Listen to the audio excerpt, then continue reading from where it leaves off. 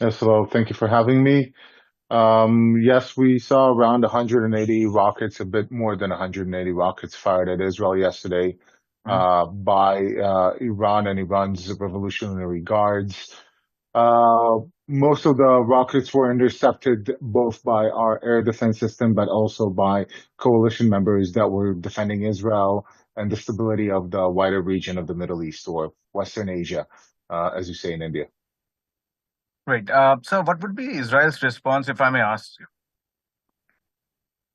Well, response is a very wide word. We have strategic goals in order to mediate with Iran, or to deal with Iran. This is not a game of tit and tat between us and Iran. Maybe it is for them, and it is not for us.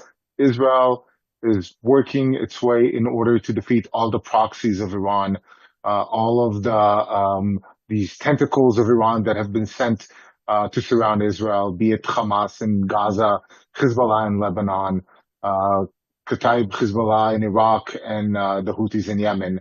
Um, our understanding is that this is a global front that Iran has opened up with Israel. It does not have the capabilities to strike Israel without rockets. They don't possess a formidable air force. They do not possess any formidable ground forces.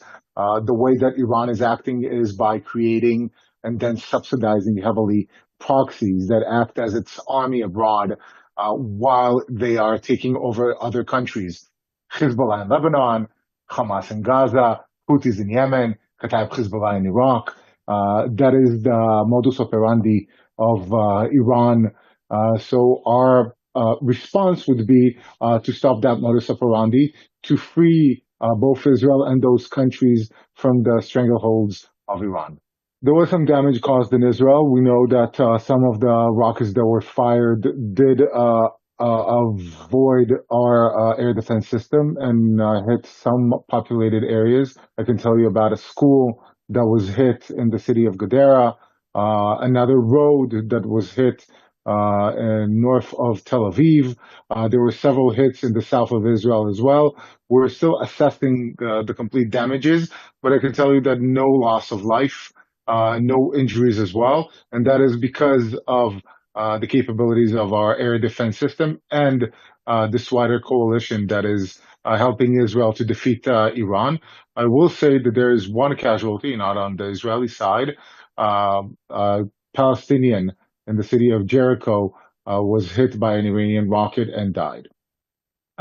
So, regarding the larger picture, do you think is Middle East on the brink of a larger conflict in this regard? Because this time Iran has fired rockets toward Israel, and we have seen that Israel has been fighting battle in Gaza as well as the towards the Lebanon side as well, the northern border of Israel. What's your take in this regard? I think we're already in this broader war. People think that there is an escalation, post-escalation, post-escalation. On October 7th, we started this broader war, which intensified on October 8th with Hezbollah shooting at us, and then later on with the Houthis shooting at us, later on with the Iranians shooting at us directly. So this wasn't, we're not escalating towards a regional war. We are, in a way, already in this regional war where Iran is the culprit for activating all its proxies against Israel and against those countries. To be honest, Hezbollah in Lebanon, the Houthis control part of Yemen, Kataib Hezbollah controls part of Iraq, Hamas controls Gaza and not Judea and Samaria. As you can see, again, it's a modus operandi of Iraq to uh, uh, to break up countries and regions in order to settle their proxies, in order for them then to have power.